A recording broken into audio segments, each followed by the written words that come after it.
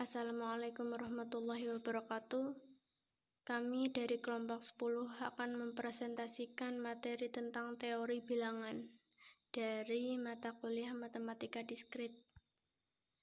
Sebelumnya, perkenalkan anggota-anggota dari kelompok kami. Yang pertama ada Selvianisa Cahyamukti dengan NIM L20190-170 yang akan memaparkan materi bagian pertama sekaligus perkenalan. Yang kedua ada Dian Permatasari dengan NIM L20190-186 yang akan memaparkan materi berikutnya. Yang ketiga ada Kurnia Indah Nur Cahyani dengan NIM L20190-191 yang akan memaparkan materi berikutnya setelah Dian Permatasari. Yang keempat ada Lutfiana Nurhayati dengan NIM L20190-193 yang akan memaparkan materi berikutnya setelah Kurnia Indah Nur Cahyani. Dan yang terakhir ada Frisca Aura Salsabila B dengan NIM L20190-195 yang akan memaparkan materi terakhir sekaligus penutupan. Teori bilangan yang pertama yaitu bilangan bulat. Apa itu bilangan bulat? Bilangan bulat adalah bilangan yang tidak mempunyai pecahan desimal, misalnya 2, 1, dan -1, dan seterusnya. Sifat pembagian bilangan bulat antara lain A tidak bersifat tertutup. Maksudnya untuk setiap bilangan bulat A dan B, jika A dibagi B sama dengan C, maka C belum tentu merupakan bilangan bulat. Yang B tidak bersifat komutatif. Maksudnya hasil pembagian bilangan bulat tidak pernah sama ketika letak bilangannya ditukar. Sifat pembagian ini disebut sifat antikomutatif. Contohnya 4 dibagi 3 itu tidak sama dengan 3 dibagi 4. Yang C tidak bersifat asosiatif. Maksudnya, hasil pembagian bilangan bulat tidak pernah sama ketika elemen-elemennya dikelompokkan dengan cara yang berbeda. Sifat pembagian seperti ini disebut sifat anti-asosiatif. Asosiatif ini pasti teman-teman sudah tahu karena ini merupakan matematika dasar yang sudah diajarkan waktu sekolah dasar. Yang D tidak bersifat distributif. Maksudnya pada operasi pembagian bilangan bulat tidak berlaku sifat distributif atau penyebaran. Secara umum, distributif ini sama dengan matematika dasar yang sudah kita pelajari. Yang E pembagian bilangan bulat dengan 0. Maksudnya untuk setiap bilangan bulat A dibagi 0 tidak terdefinisi. Jadi berapapun bilangannya itu jika dibagi dengan 0 maka hasilnya itu tidak akan terdefinisi. Dan yang terakhir pembagian bilangan bulat oleh 0. Maksudnya untuk setiap bilangan bulat A berlaku 0 dibagi A sama dengan 0. Jadi untuk 0 dibagi dengan berapapun bilangannya itu, berapapun besarnya bilangan itu, hasilnya akan tetap 0. Berikutnya teorema Eukliden. Teorema 1 atau teorema Eukliden, misalkan M dan N bilangan bulat, N lebih besar dari 0. Jika M dibagi dengan N, maka terdapat bilangan bulat unik Q quotient dan R remainder. Sedemikian sehingga M sama dengan N dikali Q plus R dengan 0 dengan R lebih besar dari sama dengan 0 dan R itu kurang dari N. Contoh pertama 125 dibagi 4 sama dengan 31, sisanya adalah 1. Berikut 125 itu sama dengan 4 kali 31 plus 1 plus 1 itu merupakan sisanya. Contoh yang kedua min 21 per 4 sama dengan min 6, sisanya adalah 3. Min 21 sama dengan 4 dikali min 6 plus 3. Kenapa tidak min 1? Karena itu akan salah hasilnya. Sebab jika R itu sama dengan min 1 maka tidak memenuhi syarat. Karena syaratnya itu kan harus R lebih besar dari sama dengan 0 dan kurang dari N. Pembagi bersama terbesar atau PBB. Misalkan A dan B bilangan bulat tidak nol. Pembagi bersama terbesar atau PBB, greatest common divisor atau GCD dari A dan B adalah bilangan bulat terbesar D sedemikian hingga D sejajar dengan A dan D sejajar dengan B. Dalam hal ini kita nyatakan bahwa PBB A dan B sama dengan D. Contoh, faktor pembagi 45 adalah 1, 3, 5, 9, 15, dan 45. Faktor pembagi 36 adalah 1, 2, 3, 4, 9, 12, 18, dan 36. Jadi, faktor pembagi bersama 45 dan 36 adalah 1, 3, dan 9. Yang diambil sebagai PBB-nya adalah 9, dikarenakan 9 yang terbesar.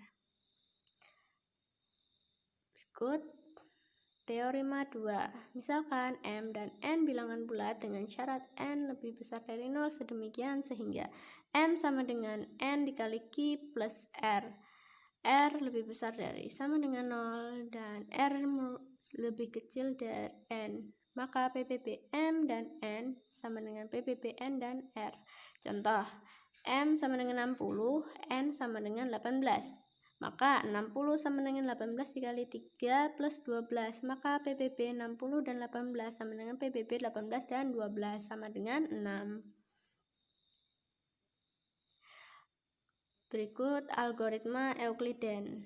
Diberikan dua buah bilangan bulat tak negatif M dan N. Syarat M lebih besar dari sama dengan N. Algoritma Euclidean berikut mencari pembagi bersama terbesar dari M dan N. Berikut algoritma Euclidean. Pertama, jika N sama dengan 0, maka M adalah PBB M dan N. Maka stop sampai di situ. Tapi jika N itu tidak sama dengan 0, maka kita lanjutkan ke langkah yang kedua, yaitu bagilah M dengan N dan misalkan R adalah sisanya. Langkah ketiga yaitu ganti nilai M dengan nilai N dengan nilai R, lalu ulang kembali ke langkah 1.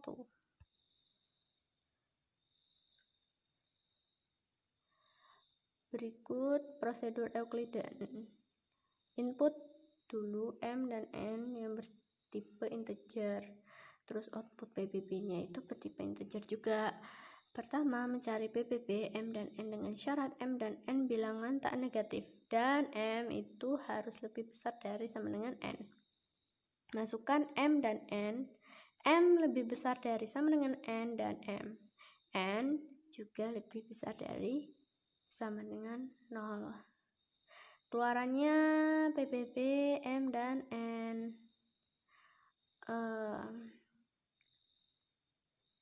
Untuk R itu juga bertipe integer. Algoritmanya adalah sebagai berikut. While N tidak sama dengan 0, maka do M modulo N maka memiliki sisa R dan N diganti menjadi M diganti menjadi N, kemudian N diganti menjadi R, terus N while ini untuk menghentikan perulangannya. Maka N sama dengan 0, maka PBB M dan N sama dengan M. Maka kesimpulannya M itu sama dengan PBB. Contoh, M sama dengan 80, N sama dengan 12, dan dipenuhi syarat M lebih besar dari sama dengan N. 80 sama dengan 6 kali 12 plus 8. Berikut sejajarannya ya. Mohon maaf untuk sejajarannya itu tidak sejajar sesuai yang sebenarnya, dikarenakan laptop saya yang tidak bisa merecord, maka saya menggunakan HP, jadinya garisnya agak bergeser ke kiri. Ini seharusnya garis yang pertama ini sejajar dengan 12, kemudian sejajar dengan 12 yang di bawah. Jadi ini merupakan langkah untuk mencari sisa sampai hasilnya 0 agar bisa mendapatkan hasil PBB-nya. Dan jika sudah sampai sisanya 0, maka PBB-nya itu merupakan sisa pembagian terakhir sebelum 0 yaitu adalah 4. Di atasnya 0 itu kan adalah 4.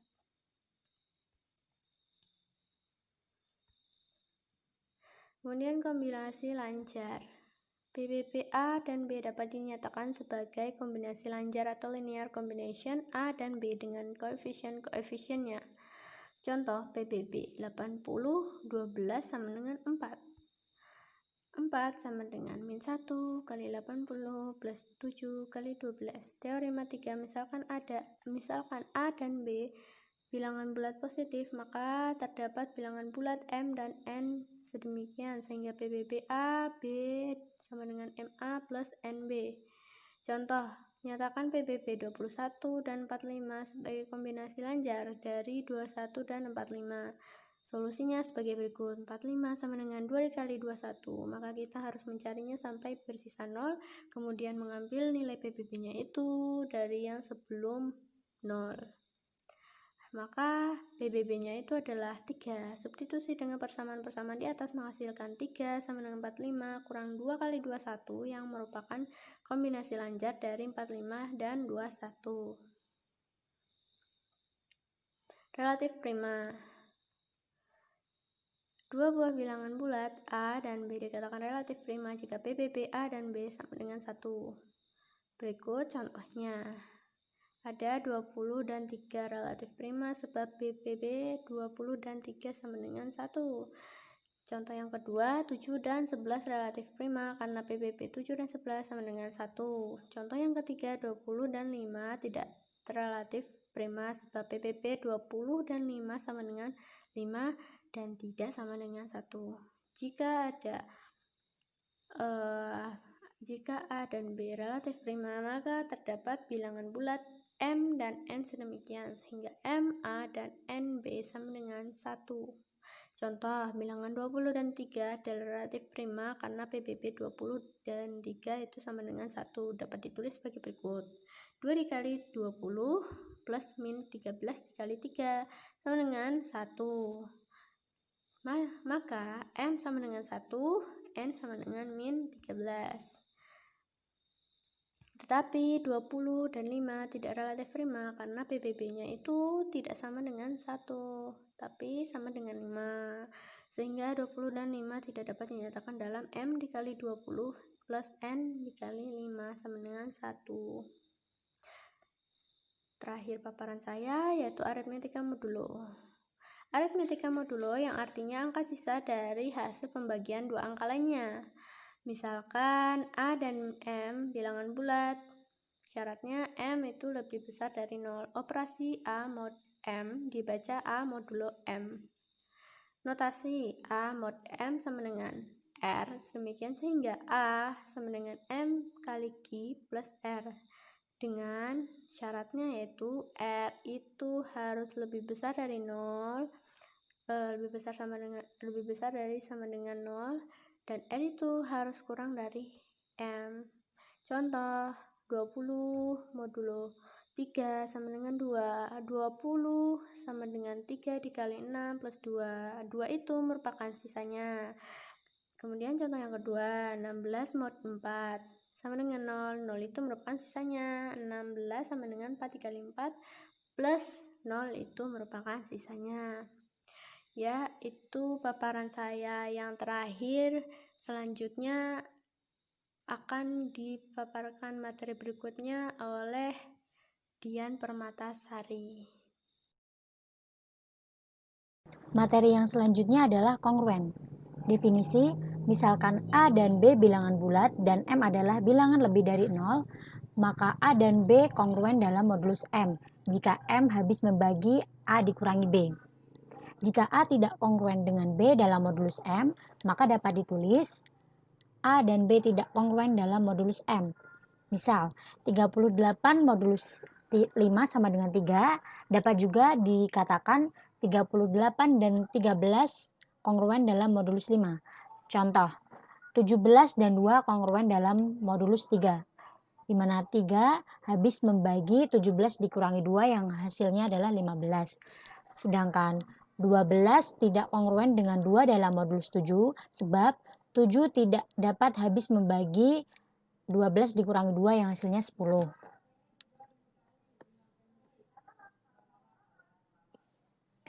A kongruen dengan B dalam modulus M dalam bentuk sama dengan dapat dituliskan sebagai A sama dengan B ditambah KM, di mana K adalah bilangan bulat. Contohnya, 17 dan 2 kongruen dalam modulus 3, di mana 17 sama dengan 2 ditambah 5 dikali 3. Dan negatif 7 dan 15 kongruen dalam modulus 11, di mana negatif 7 sama dengan 15 ditambah negatif 2 dikali 11. A modulus M sama dengan R dapat juga ditulis sebagai A kongruen dengan R dalam modulus M. Contohnya, 23 modulus 5 sama dengan 3, itu sama dengan 23 dan 3 kongruen dalam modulus 5. Dan juga 27 modulus 3 sama dengan 0 dapat dikatakan 27 dan 0 kongruen dalam modulus 3. Teorema 4. Misalkan M adalah bilangan bulat positif. Yang pertama, jika A dan B kongruen dalam modulus M dan C adalah sembarangan bilangan bulat, maka yang pertama dapat dikatakan A ditambah C kongruen dengan B ditambah C dalam modulus M. Yang kedua, AC dan BC kongruen dalam modulus M. Dan yang ketiga, A pangkat P dan B pangkat P kongruen dalam modulus M, di mana P ini merupakan bilangan bulat tak negatif.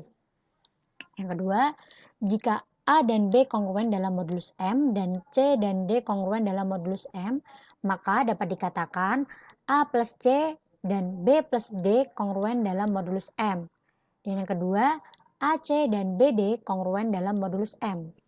Catatan, teorema 4 ini tidak memasukkan operasi pembagian pada aritmatika modulus karena jika kedua ruas dibagi dengan bilangan bulat, maka kekongruenan tidak selalu dipenuhi.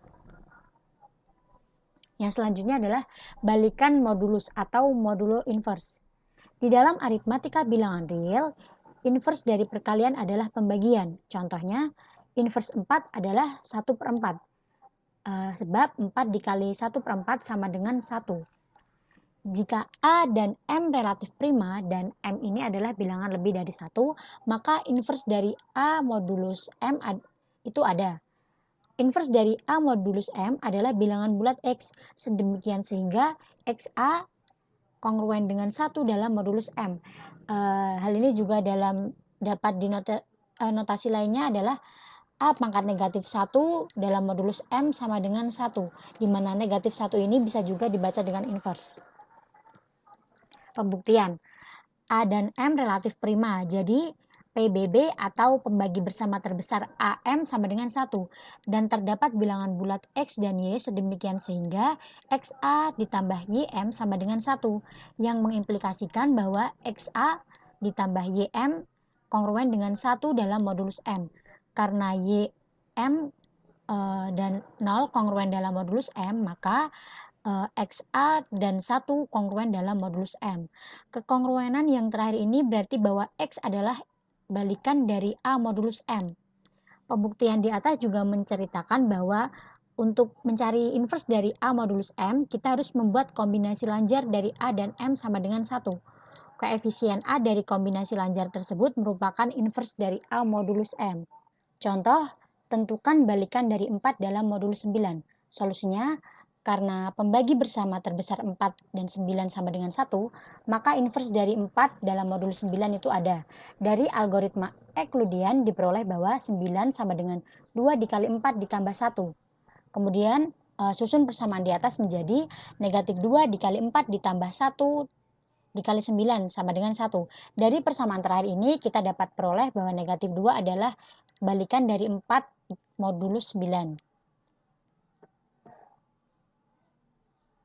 Catatan, setiap bilangan yang kongruen dengan negatif 2 dalam modulus 9 juga adalah inverse dari 4, misalnya 7, negatif 11, 16, dan seterusnya. Karena 7 dan 2 kongruen dalam modulus 9. Karena 9 habis membagi 7 dikurangi negatif 2 yang hasilnya 9. negatif 11 dan negatif 2 kongruen dalam modul 9, di mana 9 habis membagi negatif 9. Dan 16 kongruen dengan 12 dalam modul 9, sebab 9 habis membagi 18. Cara lain menghitung inverse.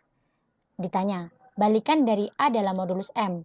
Misalkan X adalah bilangan dari A dalam modulus M, maka AX dan 1 kongruen dalam modulus M. Atau solusi notasi sama dengan dapat ditulis AX sama dengan 1 ditambah KM, atau X sama dengan dalam kurung 1 ditambah KM dibagi A, di mana nanti dapat kita isi dengan bilangan bulat yang memenuhi.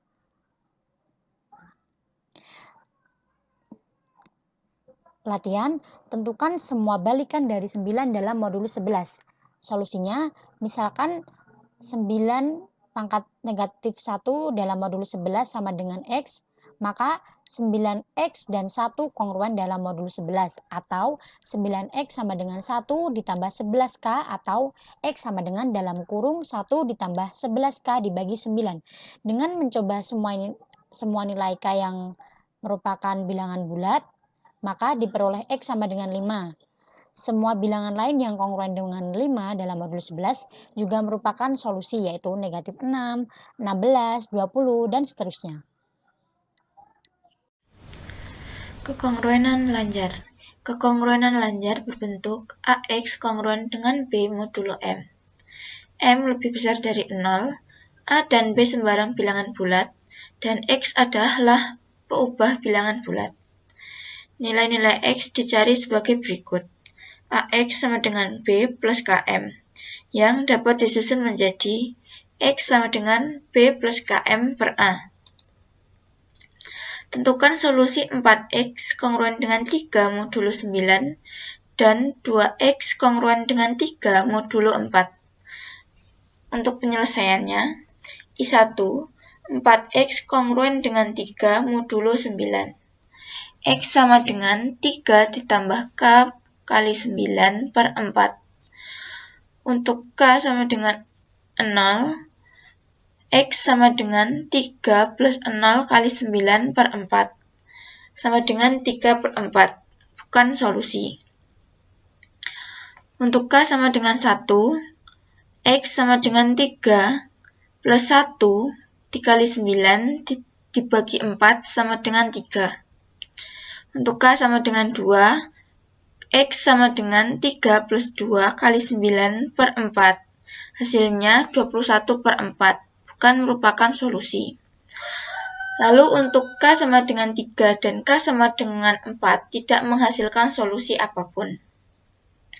Untuk K sama dengan 5, X sama dengan 3 plus 5 dikali 9 per 4, hasilnya 12. Untuk K sama dengan min 1, X sama dengan 3 min 1 dikali 9 per 4 sama dengan min 6 per 4, bukan merupakan solusi. Untuk K sama dengan min 2, X sama dengan 3 dikurangi 3 dikurangi 2 dikali 9 dibagi 4 sama dengan min 15 per 4, bukan merupakan solusi.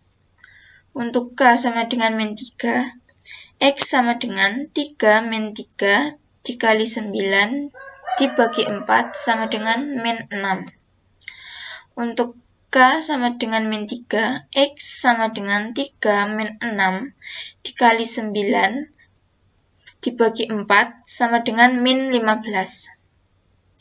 Nilai-nilai X yang memenuhi 3, 12, dan min 6, min 15. I2, 2X kongruen dengan 3 modulo 4. X sama dengan 3 plus K dikali 9 dibagi 2.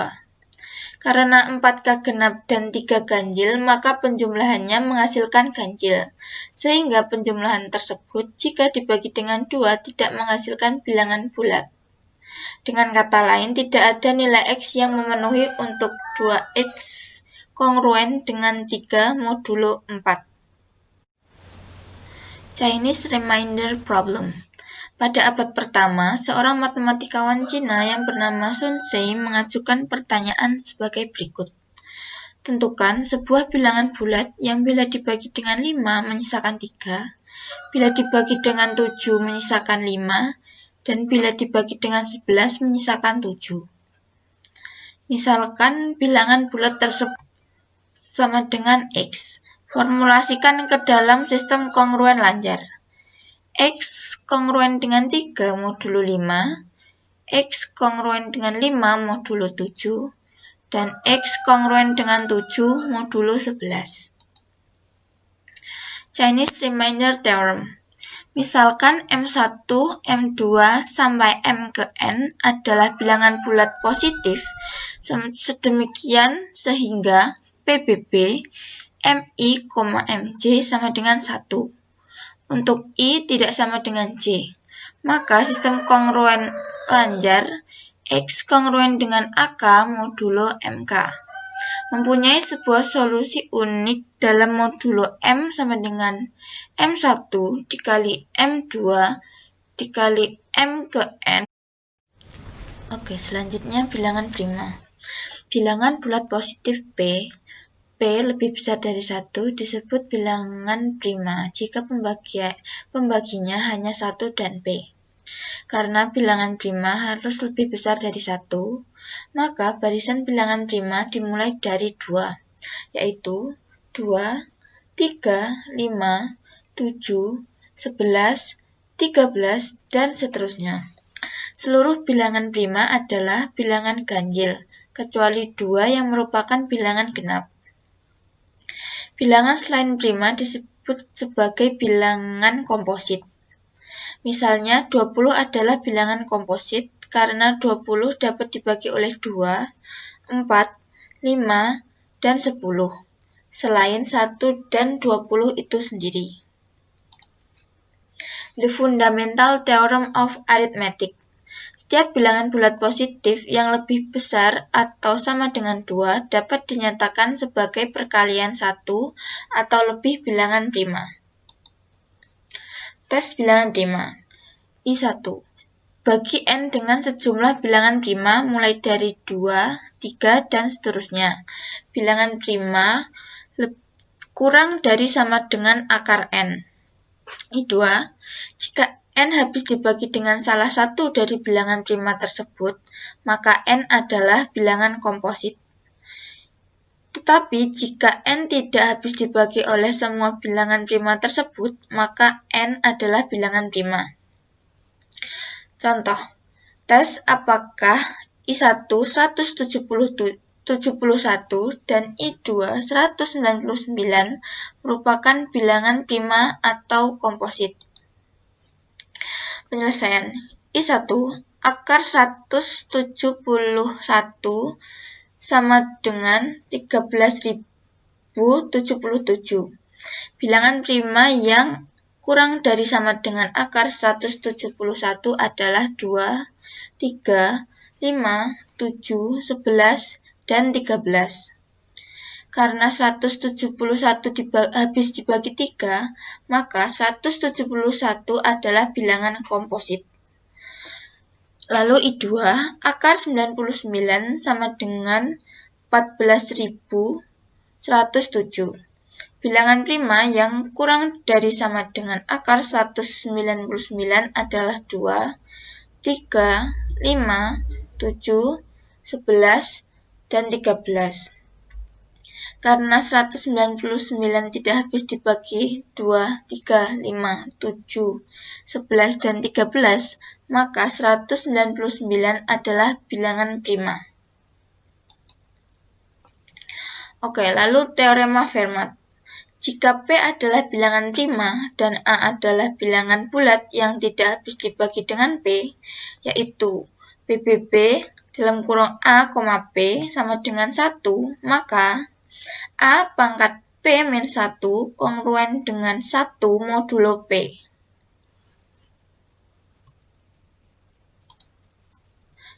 Contoh, tes apakah 17 dan 21 bilangan prima atau bukan dengan teorema Fermat.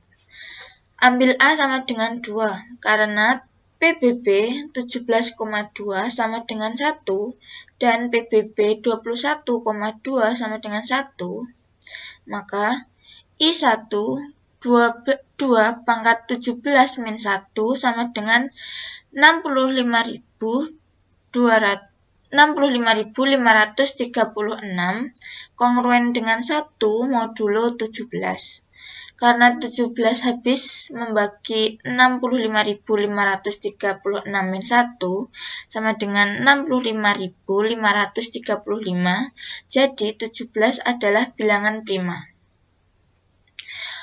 I2 2 pangkat 21 min 1 sama dengan 1.48.576 kongruen dengan 1 modulo 21. Karena 21 tidak habis membagi 1.048.576 min 1 sama dengan 1.448.576, jadi 21 bukan merupakan bilangan prima. Kelemahan dari teori Fermat ini sendiri adalah terdapat bilangan komposit n sedemikian sehingga 2 pangkat n min 1 modulo 1 kongruen dengan 2 pangkat n min 1 kongruen dengan 1 modulo n. Bilangan bulat seperti itu disebut dengan bilangan prima semu atau pseudoprims. Aplikasi teori bilangan. ISBN. Kode ISBN terdiri dari 10 karakter, biasanya dikelompokkan dengan spasi atau garis. Misalnya 0 garis 30 15 garis 45 61 garis 9. ISBN terdiri atas 4 bagian kode. Kode yang mengidentifikasi bahasa, kode penerbit, kode unik untuk buku tersebut, dan karakter uji atau angka atau huruf X sama dengan 10. Karakter uji dipilih sedemikian sehingga sigma IX kongruen dengan 0 modulo 11 dan sigma IX modulo 11 sama dengan karakter uji. Contoh, ISBN 0 garis 30 15 garis 45 61 garis 8 0 adalah kode kelompok negara berbahasa Inggris. 3015 adalah kode penerbit dan lalu 45061 adalah kode unik buku yang diterbitkan. Dan 8 adalah karakter ujinya. Karakter uji ini didapatkan sebagai berikut. 1 dikali 0 ditambah 2 dikali 3 ditambah 3 dikali 0 ditambah 4 dikali 1 ditambah 5 dikali 5 ditambah 6 dikali 4 ditambah 7 dikali 5 ditambah 8 dikali 6 ditambah 9 dikali 1 sama dengan 151. Jadi karakter ujinya adalah 151 modulo 11 sama dengan 8. Lalu catatlah bahwa untuk kode ISBN ini, sigma IX sama dengan sigma IX ditambah 10 X 10 sama dengan 151 ditambah 10 dikali 8 sama dengan 231. Dan 231 modulo 11 sama dengan 0, atau 231 kongruen dengan 0 modulo 11. Selanjutnya adalah fungsi hash. Tujuannya untuk pengalamatan di memori. Bentuknya K sama dengan K modulo M. M jumlah lokasi memori yang tersedia, K kunci atau integer, HK lokasi memori untuk record dengan kunci K. Contohnya, M sama dengan 11 mempunyai sel-sel memori yang diberi indeks 0 sampai 10. Akan disimpan data record yang masing-masing mempunyai kunci 15, 558, 32, 132, 102, dan 5.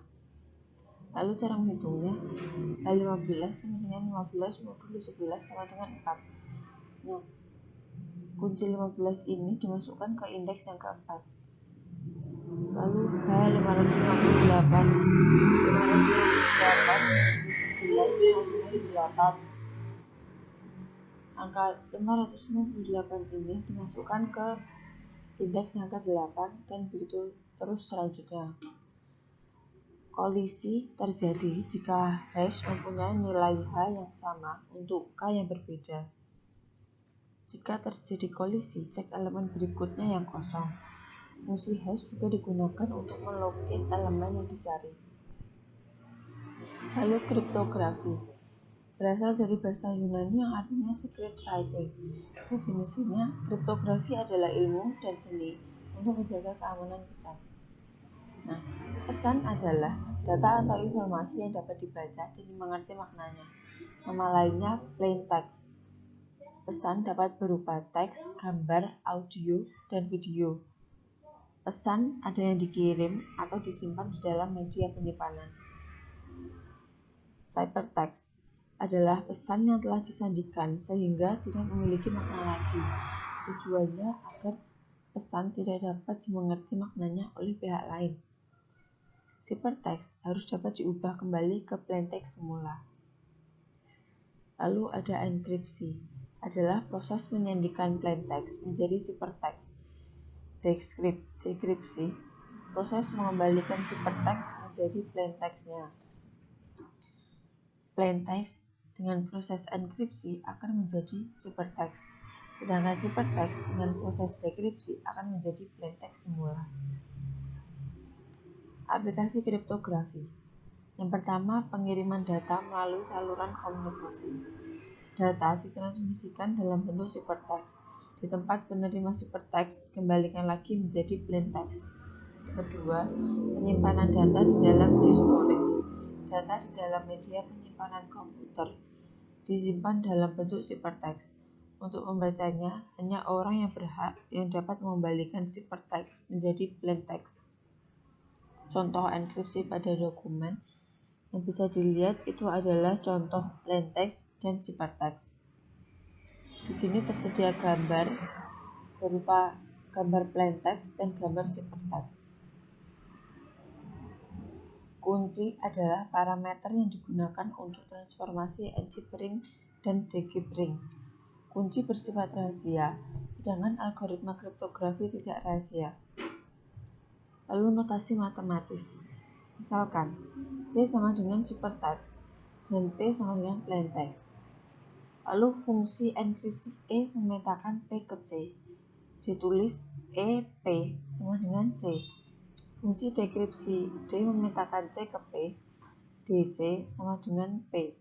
Dengan menggunakan kunci K, maka fungsi enkripsi dan dekripsi menjadi EK P sama dengan C dan DK C sama dengan P. Dan kedua fungsi ini memenuhi DK buka kurung EK buka kurung P tutup kurung sama dengan P.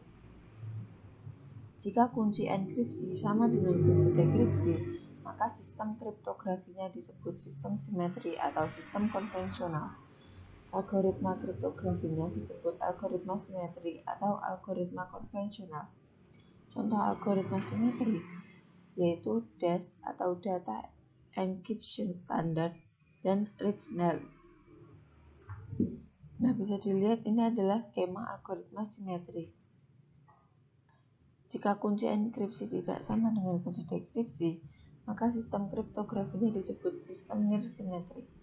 Nama lainnya adalah sistem kriptografi kunci publik, karena kunci enkripsi bersifat publik sedangkan kunci dekripsi bersifat rahasia. Pengirim pesan menggunakan kunci publik si penerima pesan untuk mengenkripsi pesan. Penerima pesan mendekripsi pesan dengan kunci privatnya sendiri. Contoh algoritmanya RSA.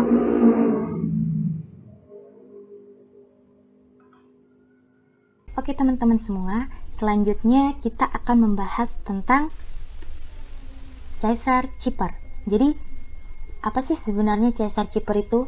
Nah, Caesar cipher adalah suatu teknik kriptografi yang digunakan oleh Kaisar Romawi, yaitu Julio Caesar, untuk menyandikan pesan yang ia kirim kepada para gubernurnya.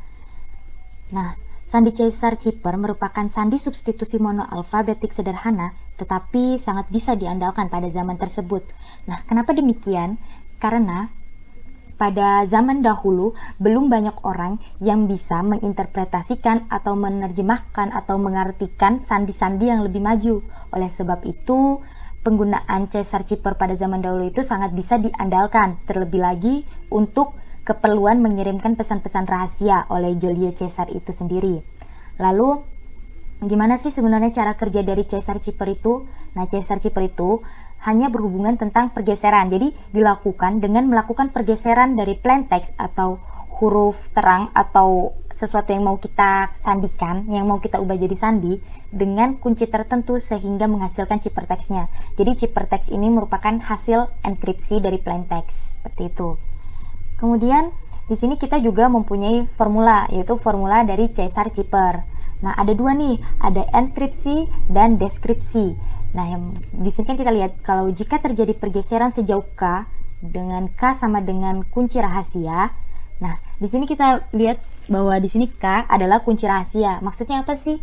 Jadi secara sederhananya K itu adalah pergeseran yang kita inginkan.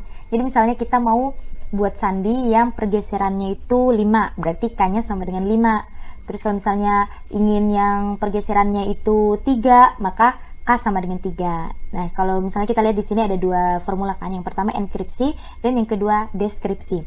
Enkripsi ini merupakan sederhananya itu merupakan proses untuk penyandian. Jadi kita merubah suatu huruf atau suatu kalimat yang bisa dibaca semua orang ke bentuk sandi. Jadi kita mengenkripsikannya.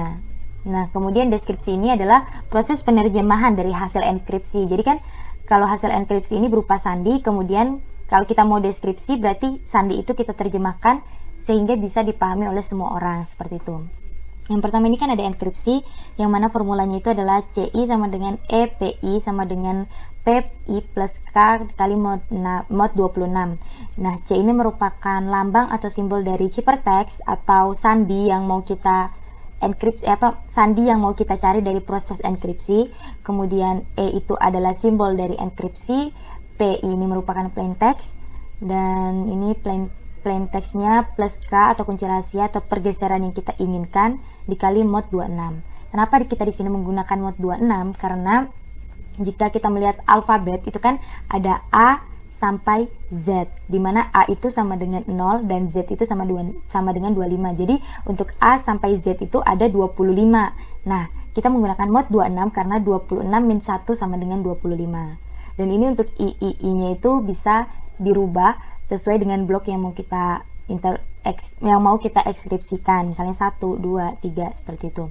Kemudian yang deskripsi juga sama, kurang lebih rumusnya, hanya bedanya itu terletak di sininya. Di sini diganti menjadi min karena kita ingin mengembalikan ke nilai yang sebenarnya. Jadi pergeserannya itu kita hilangin, seperti itu.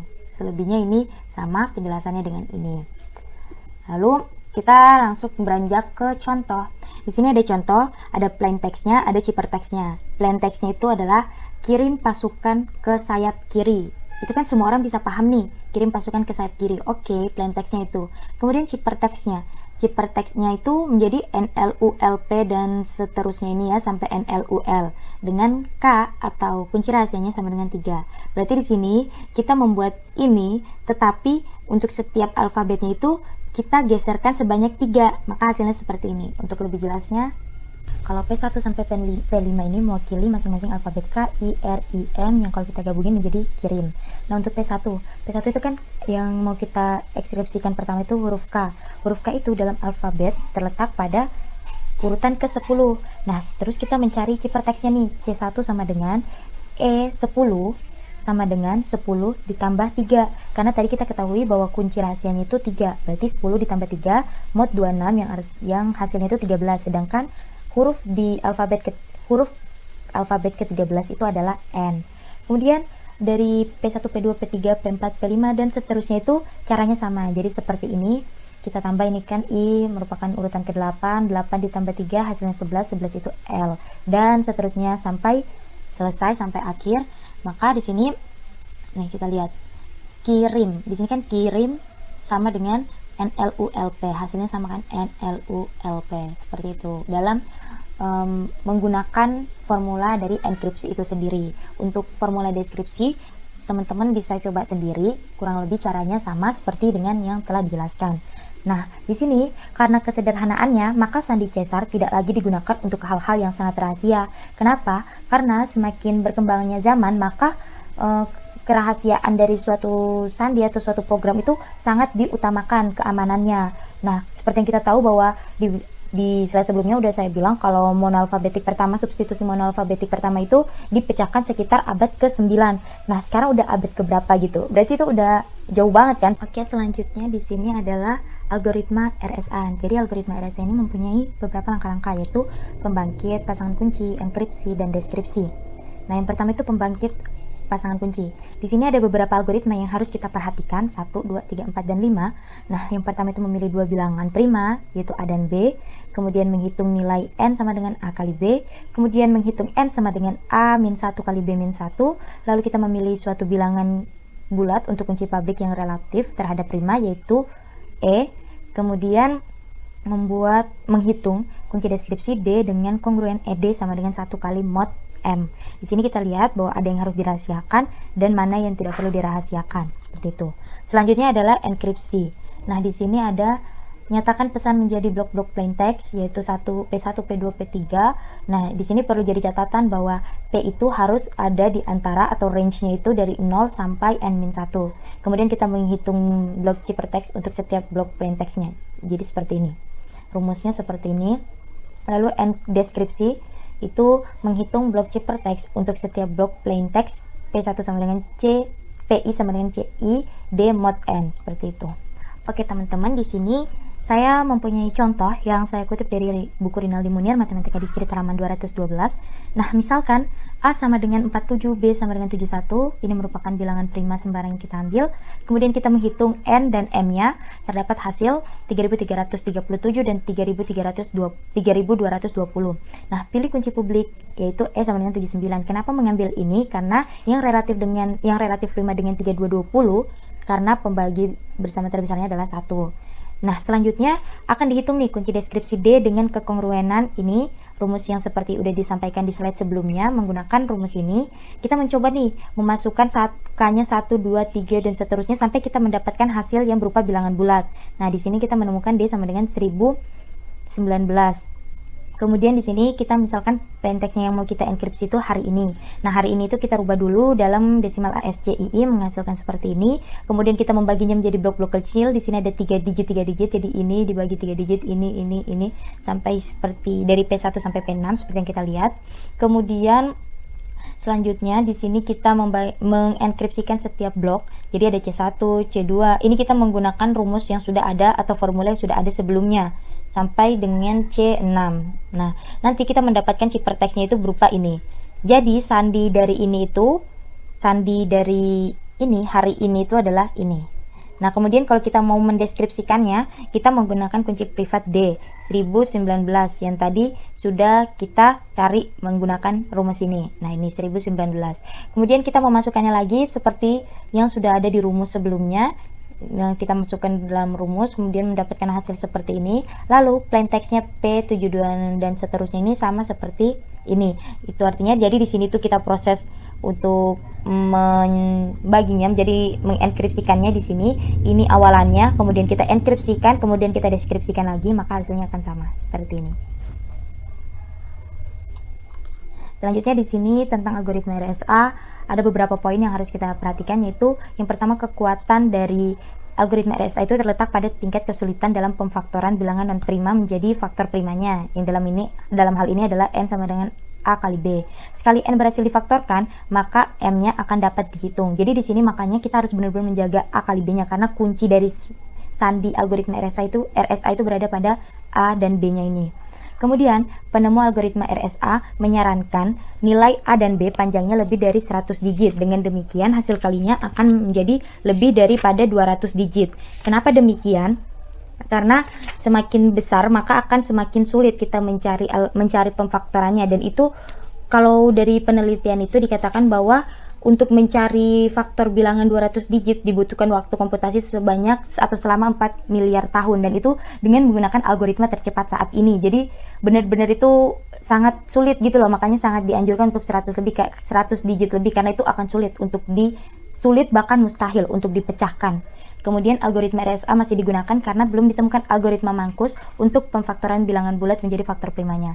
Nah ya, karena sekarang itu belum ditemukan, gimana sih cara yang paling cepat buat memecahkan faktor prima itu menjadi A dan B ini belum ditemukan. Oleh sebab itu, algoritma RSA itu masih relevan untuk digunakan sampai sekarang ini. Karena emang keamanannya itu sangat kuat kalau menurut saya pribadi. Dan entah mungkin abad berapa akan bisa dipecahkan, seperti halnya Caesar Cheeper yang dipecahkan setelah abad ke-9. Mungkin algoritma RSA bisa dipecahkan sampai ke abad-abad berikutnya. Maksudnya untuk menemukan algoritma Mankus mungkin akan ditemukan pada abad-abad selanjutnya. Nah, terus oke teman-teman, mungkin cukup sekian presentasi dari kelompok kami.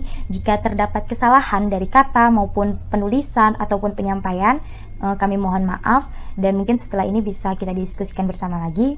Sekian dari kami. Wassalamualaikum warahmatullahi wabarakatuh.